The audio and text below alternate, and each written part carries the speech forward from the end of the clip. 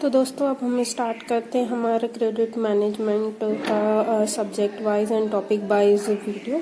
पहले के वीडियोस में मैं आपको बता चुकी हूँ हमारे सिलेबस के बारे में कि क्या क्या पढ़ना है हमको इसमें। अब आज से हम हमारी टॉपिक वाइज स्टडी स्टार्ट करते हैं। तो फर्स्ट जो चैप्टर है आपको क्रेडिट मैनेजमेंट में पढ़ना है वो है उसके मॉड्यूल 1 का chapter number 1, that is principles of landing.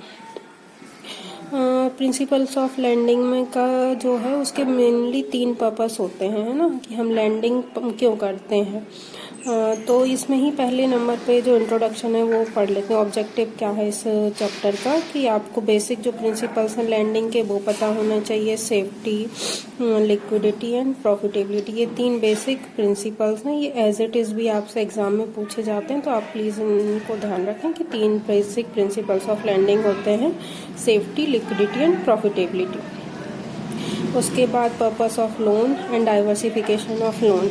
Friends आप देखेंगे कि पहले ही चैप्टर से हमारा जो स्टार्ट हुआ है वो है लैंडिंग।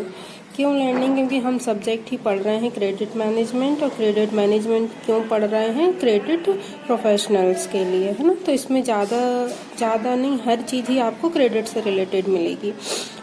ठीक है, तो अब स्टार्ट करते हैं। तो 3 बेसिक प्रिंसिपल्स होते हैं लैंडिंग के। उसके पहले इन्होंने इंट्रोडक्शन में दिया है कि बैंक का मेन फंक्शन क्या होता है। ये आप कई बार पढ़ चुके होंगे, अच्छे से जानते होंगे, बैंकर हैं, कि बेसिक फंक्शंस क्या होते हैं लैंडिंग के।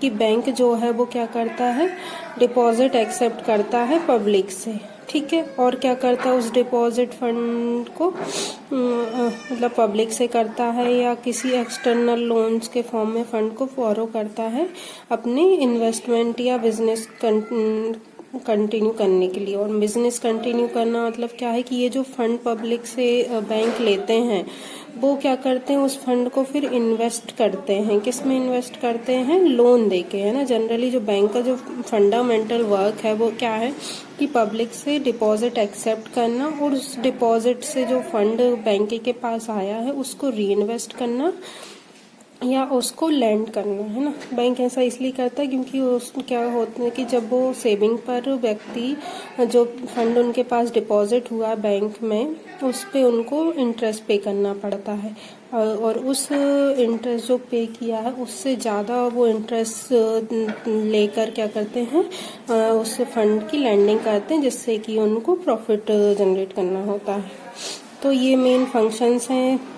इसमें तो सारी आपकी बेसिक जानकारी दी हुई है कि जो बैंक है वो क्या किस फॉर्म में डिपॉजिट लेता है। सेविंग, करंट अकाउंट, फ्लेक्सी या फिक्स डिपॉजिट के फॉर्म में रहता है, और इसका टेन्योर जो है वो डिपेंड करता है डिपॉजिटर पर। बट मोस्टली क्या होता है, हम डिपॉजिट को 2 फॉर्म में डिवाइड करते हैं। एक होता है आपका डिमांड डिपॉजिट और दूसरा होता है आपका टाइम डिपॉजिट। लेकिन आपको ये भी पता होगा कि जो टाइम डिपॉजिट है वो भी डिमांड डिपॉजिट में कन्वर्ट हो सकता है। व्यक्ति कभी भी आके अपने जो डिपॉजिट है उसकी डिमांड कर सकता है, तो हमें उसको उस टाइम पे वो जो टाइम डिपॉजिट है वो डिमांड डिपॉजिट में कन्वर्ट हो जाता है। तो ये 2 तरह के डिपॉजिट रहते हैं, और इसका मेन मकसद क्या होता है डिपॉजिट का कि व्यक्ति या जो हमारे कस्टमर्स होते हैं वो इसलिए फंड डिपॉजिट करते हैं कि जब उनको ज़रूरत होगी उस समय वो उसका की उनको रिक्वायरमेंट होगी तब वो विड्रॉ कर सकते हैं। साथ में वो जितने पीरियड के लिए डिपॉजिट रखते हैं उसमें उनकी इनकम जनरेशन होती है in the form of interest. ठीक है, तो ये मेनली डिपॉजिट के रीज़न है। तो फ्रेंड जो लैंडिंग बैंक करते हैं वो किसके थ्रू करते हैं? जो कस्टमर्स का डिपॉजिट है उसी के थ्रू बैंक्स अपनी लैंडिंग एक्टिविटी करते हैं। तो जब भी बैंक अपनी लैंडिंग एक्टिविटी करते हैं उनको क्या इंश्योर करना चाहिए कि जो फंड वो डिप्लॉय कर रहे हैं लैंडिंग एक्टिविटीज़ में वो सेफ हो और लिक्विड हो, मतलब कि वो इनकम जनरेशन होती रहे उससे। ये उसका पर्पस होता है। क्यों ऐसा पर्पस होना चाहिए? क्योंकि बैंक एक तो जो है वो प्रॉफिट के लिए वर्क करता है ना, प्रॉफिट जनरेट करने के लिए। साथ में उसको जिन व्यक्तियों से उन्होंने डिपॉजिट ले रखा है उनको इंटरेस्ट भी पे करना होता है। तो इस वजह से ये हमारे लिए बहुत इम्पोर्टेंट हो जाता है कि हम जो हमारी लैंडिंग एक्टिविटीज़ कर रहे हैं वो सेफ हो और लिक्विड हो। तो ट्रेडिशनली जो लोन और एडवांस होता है बैंक का, उसका जो लार्जर शेयर क्या होता है बैंक का फंड का, वो लोन एंड एडवांस ही होता है। ठीक है, बैंक जो है वो इन्वेस्टमेंट भी करते हैं अदर देन लैंडिंग। इन्वेस्टमेंट जो है वो किसी भी फॉर्म में हो सकता है, ट्रेजरी में हो गया या आपके शेयर मार्केट में हो गया, वहाँ पर भी बैंक्स जो हैं वो इन्वेस्टमेंट करते हैं। उसके बाद जो लैंडिंग एक्टिविटीज़ बैंक करते हैं उनमें इनहेरेंट रिस्क होता है। इनहेरेंट रिस्क मतलब कि बैंक जो लैंडिंग करती है वो किस पर्पज़ से करती है, इनकम जनरेट करने के पर्पज़ से। लेकिन क्या हुआ कि व्यक्ति जैसे जिसने लोन लिया उसने लोन चुकाया ही नहीं है ना, वो डिफ़ॉल्ट कर गया, तो ये हमेशा उस लोन में इनहेरेंट रिस्क रहता है, जिसको कि हम डिफ़ॉल्ट रिस्क बोलते हैं या क्रेडिट रिस्क भी बोलते हैं, कि जो लोन है हमारा या वो इनकम नहीं जनरेट कर रहा है या उसका रीपेमेंट बोरोवर नहीं कर रहा है, तो ये हमेशा उसमें इनहेरेंट रिस्क होता है। फ्रेंड्स, मैंने आपको इंट्रोडक्टरी जो था वीडियो उसमें बताया था कि जो सीसीपी है हम क्यों पढ़ रहे हैं, कि जो क्रेडिट ऑफिसर्स रहते हैं उनमें स्किल डेवलपमेंट के लिए, स्किल एनहांसमेंट के लिए, है ना। तो क्या होता है कि जब भी आप कोई लैंडिंग एक्टिविटी कर रहे होते हैं तो हर कोई उस लैंडिंग एक्टिविटी को नहीं कर सकता, क्योंकि उनके पास ना तो सफिशिएंट स्किल्स होती हैं जो अप्रेजल होता है उसको परफॉर्म करने के लिए, ना ही उनके पास ये इन्फॉर्मेशन होती है प्रॉपरली कि किसको फंड्स की रिक्वायरमेंट है या कहाँ फंड की रिक्वायरमेंट है। तो कोई इसके बारे में प्रॉपर नॉलेज नहीं होने के कारण भी क्या होता है, उसमें एक रिस्क अराइज होता है। सिमिलरली जो बोरोवर्स रहते हैं उनके लिए क्या होता है कि हर बोरोवर बैंक को अप्रोच कर सकता है लोन के लिए, लेकिन हम हर बोरोवर को लोन नहीं दे सकते हैं, क्योंकि हम उसके साथ हमेशा एक रिस्क एसोसिएट होता है, जिसको कि हमें आइडेंटिफाई करना बहुत ज़रूरी होता है। इसीलिए जो बैंकर हैं उनको ये जो स्किल है उसको बहुत ज़रूरी है आइडेंटिफाई करने की, अप्रेजल को, और ताकि जो रिस्क है उसको रिमूव किया जा सके या मिनिमाइज़ किया जा सके, क्योंकि रिस्क तो जो है वो इन्वॉल्व रहता ही है, बट फिर भी आप उसको बहुत हद तक कम कर सकते हैं या कुछ केसेस में आप फुल्ली रिमूव भी कर सकते हैं। इसलिए आपके अंदर वो बेटर स्किल्स होना ज़रूरी है। तो रिस्क हमेशा इस कारण ही नहीं होता है कि जो अप्रेजल है आपका वो फॉल्टी है या व्यक्ति जो है वो डिसऑनेस्ट है या बिल्कुल डिफॉल्टर है। कभी कभी क्या होता है कि जो व्यक्ति रहता है वो तो फुल्ली इंटीग्रेटेड है, मतलब वो सही व्यक्ति है, लेकिन जिस पर्पस के लिए उसने लोन लिया है ना, या आपने किसी बिजनेस को रन करने के लिए उसने लोन लिया है, लेकिन किसी एडवर्स कंडीशन में उसका बिजनेस जो है वो रन नहीं कर पा रहा है या रुक गया है या स्टॉप हो गया है या कुछ भी ऐसे कंडीशन पैदा हो गई हैं कि वो अपने बिजनेस को कंटिन्यू नहीं कर पा रहा है या मार्केट कंडीशंस में चेंज हो गए हैं, तो इसकी वजह से क्या होता है उसकी इनकम जनरेशन में दिक्कत आने लगती है और वो जो लोन उसने लिया है वो रीपेमेंट नहीं कर पाता है। तो ऐसी जो कंडीशंस होती हैं वो इस कारण से नहीं होती कि व्यक्ति जो है वो बिल्कुल डिफॉल्टर है, ये जो सर्कमस्टेंसेस है उसके कंट्रोल के बाहर होती हैं। तो इस केस में भी ये भी जो है वो लोन के साथ रिस्क है। अभी ऐसे भी होते हैं कि जो प्रोडक्ट है आपका, है ना, जिससे कि आप इनकम जनरेट कर रहे हैं वो एब्सोल्यूट हो गया है ना, मार्केट में आपके बहुत सारे राइवल्स हैं, है ना, हर कितने टाइप के बैंक्स हैं कंट्री में, यहाँ पे लोग अच्छे से जानते हैं, तो हर एक से बढ़कर एक प्रोडक्ट लाते हैं, तो आपका प्रोडक्ट में भी उतना अच्छा नहीं परफॉर्म कर रहा है, तो ये भी कुछ कंडीशंस रहती हैं, रेट ऑफ इंटरेस्ट रहते हैं, जिसकी वजह से आपकी जो इनकम जनरेशन है वो कम हो जाती है ना। तो ये सारे जो रीज़न रहते हैं वो हमारे कंट्रोल के बाहर रहते हैं, लेकिन इन सारे रीजंस के कारण भी जो है वो आप लैंडिंग को स्टॉप नहीं कर सकते। Banker cannot stop lending due to these reason, है ना। हमको तो क्या है, हम हमारे जो फंड जो है उसको आइडियल नहीं रख सकते, हमें डिपॉजिटर्स को इंटरेस्ट पे करना है, तो उनको इंटरेस्ट पे करने के लिए हमें भी इंटरेस्ट इनकम जनरेट करनी पड़ेगी, नहीं तो हम बैंक जो है वो लॉस में चला जाएगा और अपनी इनकम नहीं अर्न कर पाएगा। तो इसलिए आपको ये सारी चीज़ें जो हैं वो उनका असेसमेंट करना बहुत ज़रूरी हो जाता है, ताकि आप इस तरह के जो रिस्क हैं उनसे बच सकें। जो बैंकर्स हैं उनको बहुत सारी स्ट्रेटजीज अपनानी पड़ती हैं, है ना, जैसे कि सब लिमिट्स देना, प्राइसिंग अप करना, है ना, उसी जो लिमिट है उसकी लिमिट को और आइडेंटिफाई करना, या अपना जो फंड है उसको किसी और फील्ड में डाइवर्सिफाई करना, प्रोडक्ट मिक्स में चेंजेस लाना, ताकि आपकी जो लैंडिंग फंक्शन है वो वायबल रहे और आपकी जो इनकम है वो कंटिन्यूसली जनरेट होती रहे।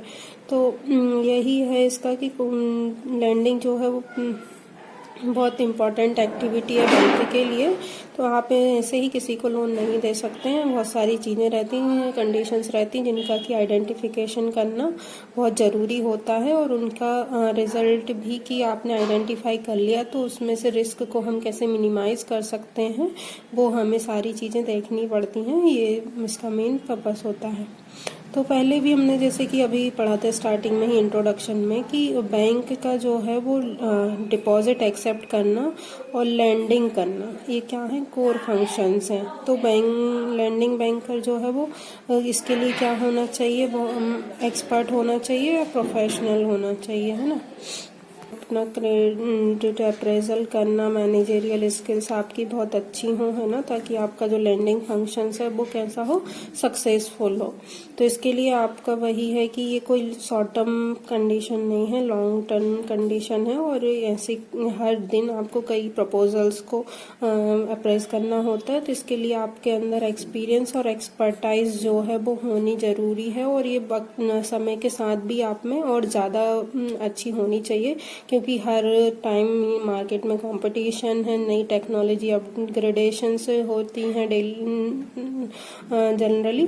तो इसलिए आपकी ये जो लैंडिंग की प्रैक्टिस है ना, या टैक्टिक्स है, वो बहुत वास्ट होनी चाहिए, बहुत इम्प्रूव्ड होनी चाहिए, बहुत स्किल्ड होनी चाहिए, है ना। आपको हर चीज़ का नॉलेज आपके क्विकली आना चाहिए, इस तरह की आपकी फंक्शनिंग होनी चाहिए। तो ये जो है वो बेसिक इंट्रोडक्शन था कि आपको कि लैंडिंग एक्टिविटीज़ क्या होती हैं, क्यों होती हैं, और आपके के अंदर क्या स्किल्स होनी चाहिए उस लैंडिंग एक्टिविटीज़ को अच्छे से कंडक्ट करने के लिए, है ना। और हमें उस हर लैंडिंग एक्टिविटीज़ में रिस्क इन्वॉल्व हो रहता है, तो उस रिस्क को भी मिनिमाइज करने के लिए, मिटिगेट करने के लिए भी आपके अंदर ये स्किल्स होना बहुत ज़रूरी होता है। इसके लिए ये जो है इसका मेन मोटिव है इस कोर्स का। तो फ्रेंड अब हम पढ़ते हैं प्रिंसिपल्स ऑफ साउंड लैंडिंग, जो कि इस टॉपिक का नाम भी है। तो 3 हमने स्टार्टिंग में प्रिंसिपल्स पढ़े थे लैंडिंग के, सेफ्टी, प्रॉफिटेबिलिटी एंड लिक्विडिटी। तो फर्स्ट है सेफ्टी। सेफ्टी मतलब कि आप जो लोन दे रहे हैं या आप जो लैंडिंग एक्टिविटी कर रहे हैं वो सेफ होना चाहिए, है ना। सेफ होना चाहिए। सेफ कैसे होगा कि आपने जिस भी पर्पज से लोन दिया है वो उसका रीपेमेंट कर रहा होगा एग्स पर एग्रीड टर्म। एग्रीड टर्म्स कैसे, मतलब कि जैसे आपने टर्म लोन दिया तो टर्म लोन में क्या कि आप हर मंथ EMI उसकी आनी चाहिए, है ना। आपने CC लिमिट दिया है तो हर मंथ उसका इंटरेस्ट का पेमेंट होना चाहिए, या अकाउंट है तो उसमें रोटेशन होना चाहिए। ऐसे ही OD लिमिट में भी होता है कि उसमें क्रेडिट एंट्री मंथ में एक बार होनी चाहिए। तो ये आपकी एग्रीड टर्म्स एंड कंडीशंस होती हैं कि उसके अकॉर्डिंग आपका जो एडवांस है वो फंक्शन कर रहा हो, रीपेमेंट उसमें आ रहा हो, ठीक है। अब साथ में आपको जब भी कोई लोन आप देते हैं, नया प्रपोजल जब करते हैं, तो आपको हमेशा ये देखना होता है कि आप जिसके को भी वो इंटरप्राइज या व्यक्ति जो कि लोन लेना चाह रहा है उसमें उस लोन को रीपे करने की का पोटेंशियल है कि नहीं, इतना उसके पास क्षमता है कि नहीं कि वो उस जो लोन वो लेना चाह रहा है उसको रीपे कर पाएगा कि नहीं कर पाएगा। तो ये आपको इंश्योर करना होता है। साथ में आपको ये भी देखना रहता है कि जैसे इंटरप्राइजेज या इंडिविजुअल को आप लोन दे रहे हैं, है ना, वो कैसी हो, प्रॉफिटेबल हो, है ना, वो जो लोन है उसको सर्विस कर सकता है कि नहीं, है ना, उस पे जो इंटरेस्ट अप्लाई होगा उसको सर्विस कर सकता है कि नहीं, अपना जो बिजनेस वो कंडक्ट कर रहा है उसकी कॉस्ट को वो फुलफिल कर पा रहा है कि नहीं, और इन सब के बाद वो जो है प्रॉफिट भी जनरेट कर पा रहा है कि नहीं, है ना। ये बहुत जरूरी है किसी भी इंटरप्राइजेस की फंक्शनिंग के लिए। सपोज वो लोन को तो रीपे कर पा रहा है ना, इंटरेस्ट भी पे कर पा रहा है, कॉस्ट भी इम्प्रूव कर पा रहा है, लेकिन अल्टीमेटली वो प्रॉफिट जनरेट नहीं कर पा रहा, लॉस में जा रही है, तो वो भी हम चीज़ों को देखना रहता है कि वो प्रॉफिट ही जनरेट नहीं कर पा रहा। अगर प्रॉफिट जनरेट नहीं कर पाएगा तो वो लॉन्ग रन में वो जो इंटरप्राइज है वो सक्सेसफुल नहीं होगा, कंटिन्यू नहीं कर पाएगा। तो ये सारी चीज़ें हमको आइडेंटिफाई करनी होती है। अब ये अगर है चीज़ें है ना कि वो प्रॉफिट भी जनरेट कर रहा हो, ये भी हमें देखना होता है, क्योंकि जो लोन का रीपेमेंट है वो किस पे डिपेंड करता है, किसी भी इंटरप्राइज इंडिविजुअल की कैपेसिटी पर कि वो उसको पे कर पा रहा है कि नहीं, साथ में बिलिंगनेस टू पे, क्योंकि ये दोनों फैक्टर जो हैं वो बहुत इंपॉर्टेंट होते हैं। व्यक्ति की कैपेसिटी भी होनी चाहिए, साथ में बिलिंगनेस भी होना चाहिए, है ना। जैसे कि मैंने पहले आपको एक अभी डिस्कस किया था कि किसी व्यक्ति की कैपेसिटी तो है पे करने की, है ना, कि उसके पास सफिशिएंट फंड है, प्रॉफिट भी उसका इंटरप्राइज जनरेट कर रहा है ना, सारी चीज़ों को वो मीट कर सकता है, उसके बाद भी वो जो है उस को पे नहीं कर रहा है, लोन को नहीं पे कर रहा है, तो उस कंडीशन में क्या है कि वो व्यक्ति विलिंग नहीं है लोन पे करने के लिए, है ना, वो चाहता ही नहीं है लोन भरना। तो एक ये कंडीशन हो गई। सेकंड, इसकी रिवर्सिबल क्या होगी कि किसी व्यक्ति की वो लोन देना तो चाहता है लेकिन उसकी कैपेसिटी ही नहीं है लोन पे करने की, है ना। विलिंगनेस तो है लेकिन कैपेसिटी नहीं है। कैपेसिटी किस फॉर्म में नहीं होगी कि उसका जो ऑर्गेनाइजेशन है या उसकी जो इंटरप्राइज है वो वर्क नहीं कर रही है, प्रॉफिट जनरेट नहीं कर पा रही है ना, कॉस्ट को मीट नहीं कर पा रही है। तो इस कंडीशन में क्या होगा कि वो लोन रीपे नहीं कर पा रहा, करना चाहता है लेकिन कर नहीं पा रहा है ना। तो एक ये कंडीशन होती है। दूसरी होती है कि कर सकता है, पैसा है उसके पास लेकिन वो करना नहीं चाह रहा, तो ये विलिंगनेस हो गई। तो ये दोनों कंडीशन हमेशा अप्लाइड होती हैं किसी भी लोन के रीपेमेंट के लिए। वही यहाँ पर दिया है कि कैपेसिटी कब होगी कि जो फर्म है वो as per agreed terms and condition पे कर रहा है, और विलिंगनेस क्या है कि उसका कैरेक्टर जो है वो है कि नहीं लोन को पे करने के लिए। ये सारी चीज़ें इसमें दी गई हुई हैं। ठीक है, तो लोन के लिए कोई भी अप्रोच कर सकता है ना। बोरोअर बैंक को अप्रोच कर सकता है, और हमें भी इनकम जनरेट करने के लिए एडवांस करने की ज़रूरत होती है, टारगेट्स होते हैं हमारे पास, तो इसलिए हम भी बोरोअर्स को अप्रोच करते हैं, नई नई स्कीम्स लेके आते हैं, उन स्कीम्स की एडवर्टीजमेंट करते हैं। तो ये भी एक अप्रोच हो गई कस्टमर्स को अट्रैक्ट करने के लिए। तो केस कोई सा भी हो, आपने कस्टमर को अप्रोच किया हो किसी भी फॉर्म में, या कस्टमर ने आपको अप्रोच किया हो, आपको उस प्रपोजल का अप्रेजल करना बहुत ज़रूरी होता है। आपको ये फिगर्स एंड फैक्ट्स पर हमेशा वर्क करना रहेगा, क्योंकि आपको हमेशा दो चीज़ें आइडेंटिफाई करनी है कि आपका जो लोन है वो कैसा हो, इनकम जनरेटिंग हो, सेफ हो, है ना। तो ये किसी भी फॉर्म में कोई भी किसी को कांटेक्ट करे या अप्रोच करे, लेकिन लोन का जो है वो सेफ्टी फॉर्म टर्म्स को आपको आइडेंटिफाई करना, चेक करना बहुत ज़रूरी होता है ना। तो कभी कभी क्या होता है, वही विलिंगनेस वाला जो हमने बात की थी कि कस्टमर की विलिंगनेस तो है लेकिन उसकी जो है यूनिट वो वर्क नहीं कर रही है। तो ऐसे फ्यूचर में कुछ सिचुएशंस हो सकती हैं, और इन डिफ़िकल्टीज़ को इग्नोर करने के लिए या मिनिमाइज करने के लिए हम जो है अपने फंड की सेफ्टी के लिए उस व्यक्ति से कोलेट्रल की या सिक्योरिटी की डिमांड करते हैं। तो उनका भी हमको एनालिसिस करना बहुत ज़रूरी होता है कि जो हम सिक्योरिटी या कोलेट्रल उनसे ले रहे हैं वो हमारे लोन एक्सपोजर को कवर करने के लिए सफिशिएंट है कि नहीं है, क्या वो जो सिक्योरिटी है वो क्या बोलते हैं डिस्पोज हो सकती हैं कि नहीं हो सकती, हम उनसे अपना फंड निकाल सकते हैं कि नहीं निकाल सकते हैं, ये सारी चीज़ें हमको देखनी होती हैं। तो वही कि अप्रेजल का इसेंशियली मीनिंग क्या है, evaluation of past performance of the enterprises, है ना। जो अप्रेजल वर्ड हम बार बार यूज कर रहे हैं उसका मेन मीनिंग है कि जो इंटरप्राइज है या जो यूनिट है या जो इंडिविजुअल को भी आप बोल सकते हैं, उसकी पास्ट परफॉर्मेंस कैसी रही है ना, क्या वो जो उसकी इनकम है वो सही है कि नहीं है ना, उतनी सफिशिएंट है कि नहीं है। साथ में ये भी देखते हैं कि हम उसका जो फ्यूचर बिजनेस है ना या फ्यूचर कैश फ्लोज है वो भी इन लाइन है कि नहीं है ना, करेक्ट है कि नहीं है, ताकि वो फ्यूचर में उसको लोन पे करना है तो वो उतना उसका कैश फ्लो जो है और बिजनेस जो है वो सफिशिएंट होना चाहिए। ये भी हम उसका एक एस्टिमेशन करते हैं। इसके लिए बैंक्स आजकल कई टूल्स का यूज करने लगे हैं अप्रेजल के लिए, है ना। तो ये भी आपको देखना होता है।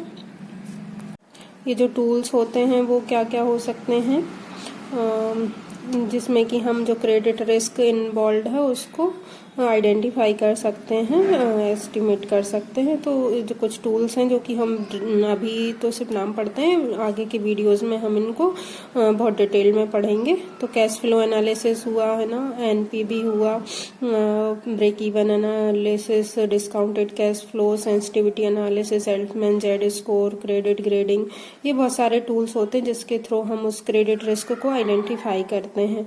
आप लोगों ने अगर किसी ने CIIB का प्रिपरेशन किया है, CIIB क्लियर किया है, तो उनको पता होगा कि क्रेडिट रिस्क जब हमने पढ़ा था तो ये हमने बहुत सारी चीज़ें CIIB में पढ़ रखी हैं, वही यहाँ पर भी पढ़ेंगे कि ये जो चीज़ें हैं क्रेडिट रिस्क को आइडेंटिफाई करने के लिए स्टडी की जाती हैं। तो फ्रेंड, कोई भी आप लोन एक्टिविटी करेंगे उसमें हमेशा रिस्क इन्वॉल्व रहता ही है, चाहे उसका कितना भी परसेंटेज हो, लेकिन हमेशा रिस्क इन्वॉल्व रहता ही है। तो वही है कि कई बार क्या होते हैं, एक्सटर्नल कुछ फैक्टर्स ऐसे होते हैं जिन पे कि आपका कंट्रोल नहीं होता है और उसी के कारण रिस्क इनहेरेंट होता है। तो ये जो रिस्क फैक्टर्स हैं एक्सटर्नल, वो 25 to 35% होते हैं, भले आप उसमें आप कितनी भी कोलेट्रल ले लें। फ्रेंड्स, तो हम जो हमारा लैंडिंग का सेकंड प्रिंसिपल है लिक्विडिटी, उसके बारे में पढ़ते हैं। लिक्विडिटी जो है वो कैसे मेज़र की जाती है कि जब कोई भी जो आपका डिपॉजिट है वो विड्रॉल के लिए आए, है ना। जैसे किसी भी व्यक्ति ने सेविंग में डिपॉजिट है उसका या करंट अकाउंट में डिपॉजिट है और वो उसके विड्रॉल के लिए आपके पास आता है, तो आपके पास सफिशिएंट फंड होना चाहिए उसके विड्रॉल डिमांड को फुलफिल करने के लिए। तो आप चूंकि आप जो उसका डिपॉजिट रहता है उसको किस में वो यूज़ कर लेते हैं फंड को लैंडिंग करने के लिए, है ना। तो जब उस डिपॉजिट के विड्रॉल के लिए आपके पास आता है तो आपके पास इतनी लिक्विडिटी होनी चाहिए, इतना अमाउंट अवेलेबल होना चाहिए कि आप उसकी डिमांड को फुलफिल कर सकें। तो ये भी बैंक को इंश्योर करना रहता है कि जो आपने लैंडिंग की है वो लैंडिंग आपकी इस तरह की हो कि आपका जो डिमांड है वो भी फुलफिल होती रहे, है ना। क्योंकि जनरली जो हमारा डिपॉजिट रहता है वो किस फॉर्म में रहता है, डिमांड डिपॉजिट में और टाइम डिपॉजिट में। तो जो डिमांड डिपॉजिट है वो क्या है, उसका मतलब कि कभी भी उन अकाउंट से व्यक्ति जो है, डिपॉजिटर जो है, वो उस अकाउंट से कभी भी पैसा विड्रॉ कर सकता है या ट्रांसफर कर सकता है किसी दूसरे अकाउंट में, है ना। तो ऐसी कंडीशन में उसकी इस डिमांड को पूरा करने के लिए आपने जो फंड उसका यूज कर रखा है दूसरी एक्टिविटी में वो आपके पास अवेलेबल हो। ये आप कैसे इंश्योर करेंगे कि ऐसा होगा कि नहीं, क्योंकि आप अगर जैसे आपने किसी को टर्म लोन दिया है ना, टर्म लोन जनरली क्या होता है, लॉन्ग टर्म लोन एक्टिविटी होती है ना, जिसमें कि लॉन्ग टर्म के लिए आपने फंड को यूज कर लिया है। अब उस समय क्या आपकी उस टर्म लोन का जो रिपेमेंट हो रहा है ना, या उससे जो आपकी इनकम आ रही है वो सफिशिएंट है उस लोन को, उस डिमांड को पूरा करने के लिए, है ना, जो कस्टमर अभी विड्रॉल करने के लिए आया। क्या आपके पास इतनी लिक्विडिटी अवेलेबल है जो उसकी डिपॉजिट डिमांड को पूरा कर सकती है। तो ये आपको चीज़ें देखनी होती हैं कि हम जो फंड का यूज़ कर रहे हैं वो किस तरह का है ना, उससे हमारी बैंक की जो लिक्विडिटी एक्टिविटी है वो कंप्लीट हो रही है कि नहीं। तो जनरली टर्म लोन ऐसा आपको चेक करना नहीं हुआ, है ना। तो अगर ऐसा नहीं हो रहा तो हम फिर इसका क्या अल्टरनेटिव यूज़ कर सकते हैं। जैसे कि मैंने आपको पहले भी बताया था कि बैंक जो है वो इन्वेस्टमेंट एक्टिविटीज़ में भी पार्टिसिपेट करता है, लोन देता है, लैंडिंग एक्टिविटी करता है, उसके साथ साथ वो इन्वेस्टमेंट एक्टिविटी करता है। तो इन्वेस्टमेंट एक्टिविटी किस में होती है, शेयर मार्केट में भी बैंक इन्वॉल्व होते हैं, उसके साथ साथ वो गवर्नमेंट सिक्योरिटीज़ में भी इन्वेस्टमेंट करते हैं, है ना।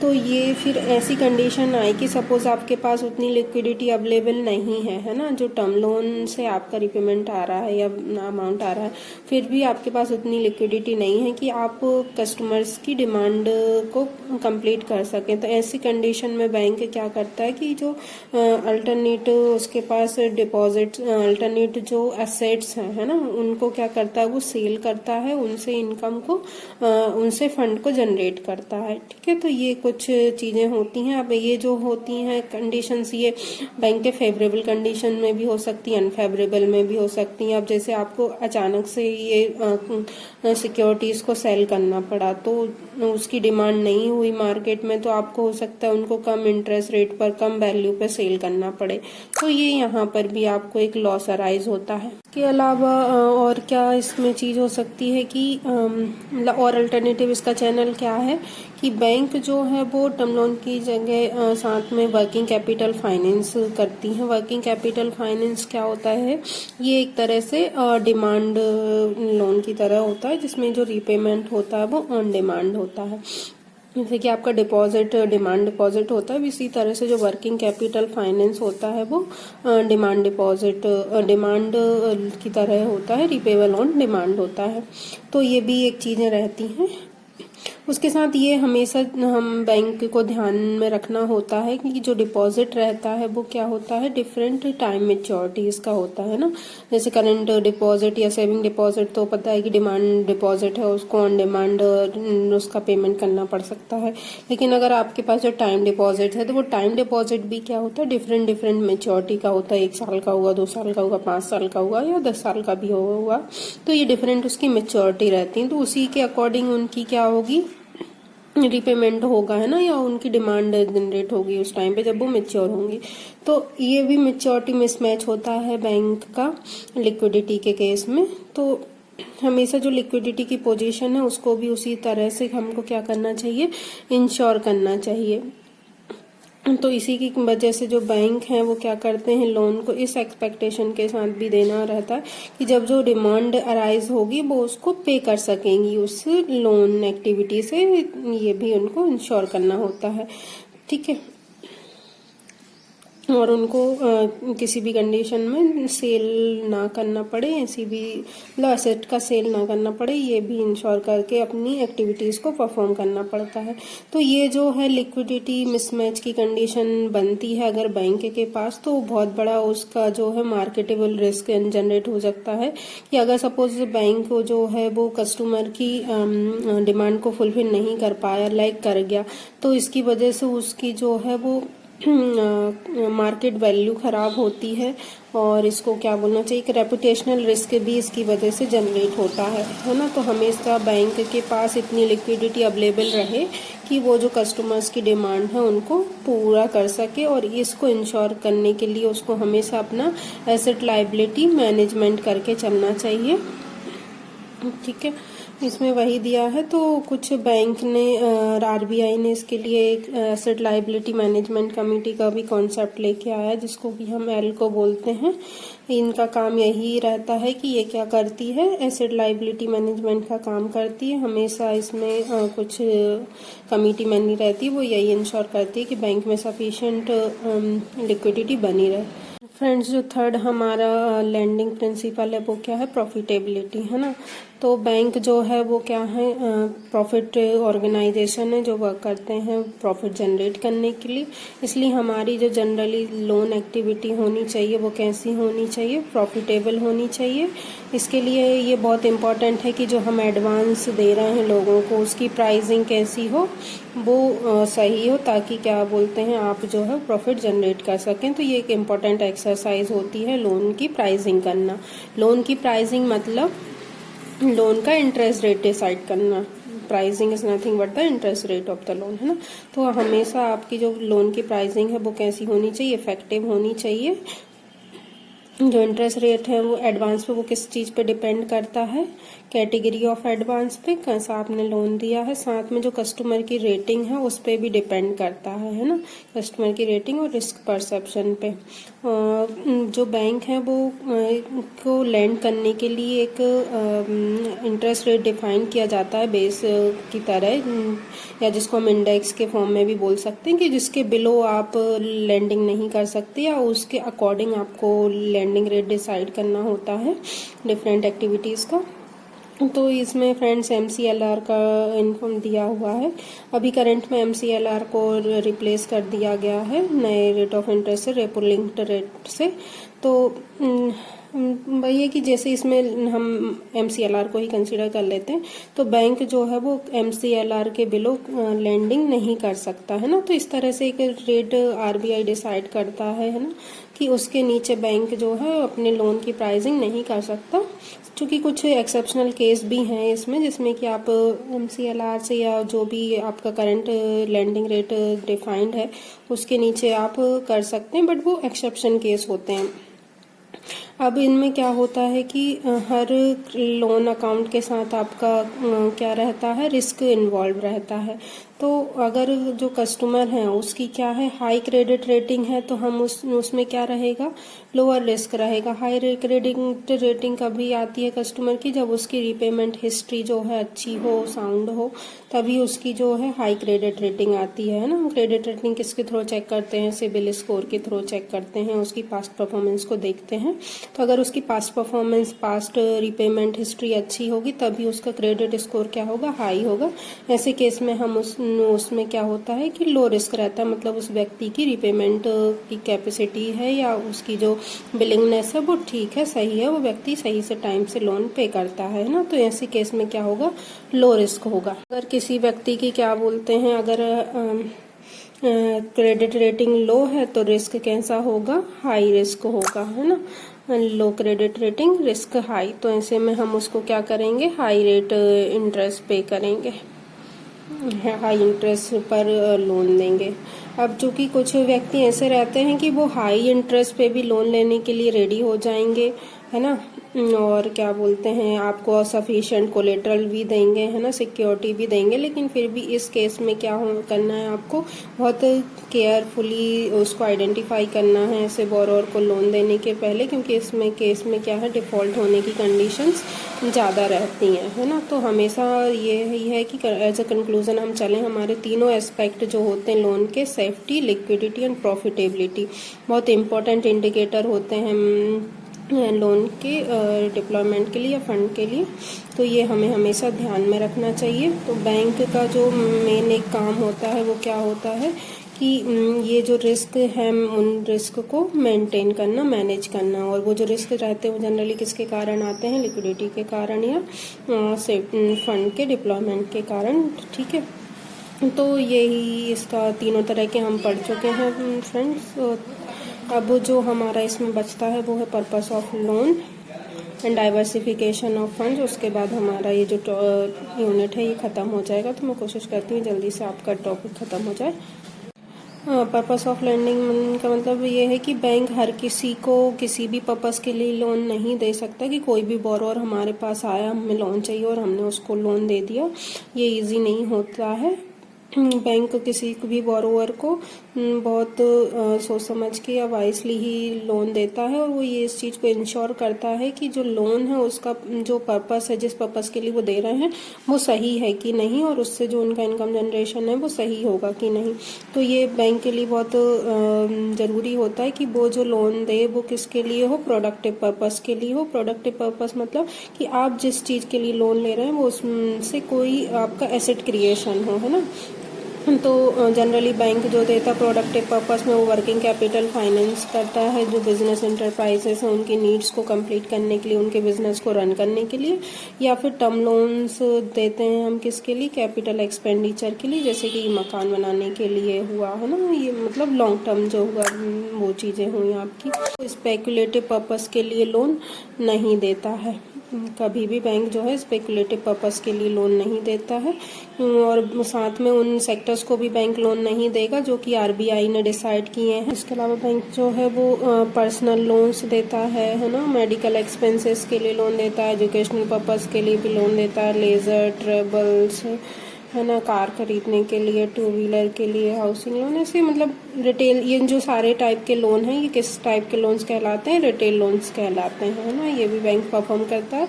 साथ ही एग्रीकल्चर और MSME पर्पस के लिए भी बैंक लोन देते हैं। तो ये क्या है, पर्पस ऑफ लोन है, किस किस पर्पस के लिए बैंक लोन देते हैं वो सारे पढ़े। इसमें बिजनेस लोन हो गया, पर्सनल लोन, एजुकेशनल लोन हो गया आपका, two wheeler, four wheeler loan, MSME के लिए लोन, एग्रीकल्चर के लिए लोन, वर्किंग कैपिटल लोन, ये सारे आपके पर्पस ऑफ लोन होते हैं। नेक्स्ट जो हमारा टॉपिक है वो है डाइवर्सिफिकेशन ऑफ रिस्क। रिस्क का डाइवर्सिफिकेशन करना मतलब आपको किसी भी एक पर्टिकुलर एक्टिविटी में बहुत ज़्यादा ओवर लेंडिंग नहीं करना है, अलग अलग एक्टिविटीज़ में लोन देना चाहिए, जिससे कि जो कंसंट्रेशन रिस्क रहता है उसको कम कर सकते हैं। अगर सपोज वो सेक्टर या वो एंटिटी काम नहीं करती है तो आपने अलग सेक्टर में लोन देने के कारण उस रिस्क को हम क्या कर सकते हैं, डाइवर्सिफाई कर सकते हैं। इसके लिए आपको क्या करना चाहिए कि किसी एक सिंगल एक्टिविटी को या ग्रुप ऑफ एक्टिविटी या किसी पर्पस या ज्योग्राफी पर्टिकुलर में ही बहुत ज़्यादा लोन नहीं देना चाहिए। इसके लिए आप अलग अलग एक्टिविटीज़ में, अलग अलग बिजनेस साइकिल्स में, है ना, आपको लोन देना चाहिए, अलग अलग सेक्टर में, अलग अलग ज्योग्राफी में। तो इसकी वजह से क्या होगा कि अगर कोई एक सेक्टर या ज्योग्राफी में कोई एडवर्स कंडीशंस आती हैं तो उसमें क्या होगा, आपका दूसरे से वो उस चीज़ को, आप रिस्क को रिकवर कर सकेंगे और बहुत ज़्यादा आपका जो फंड है वो ख़राब नहीं होगा या लोन जो है वो आपका ख़राब नहीं होगा। साथ ही आपको उन सेक्टर्स में या उन एरियाज़ में, उन ज्योग्राफी में लोन कम देना चाहिए जहाँ पर कि जो एरिया है वो बहुत ज़्यादा पॉलिटिकली एक्सपोज्ड है ना। ऐसी जगह पे आपको अपनी उसको कम करना चाहिए लोन को।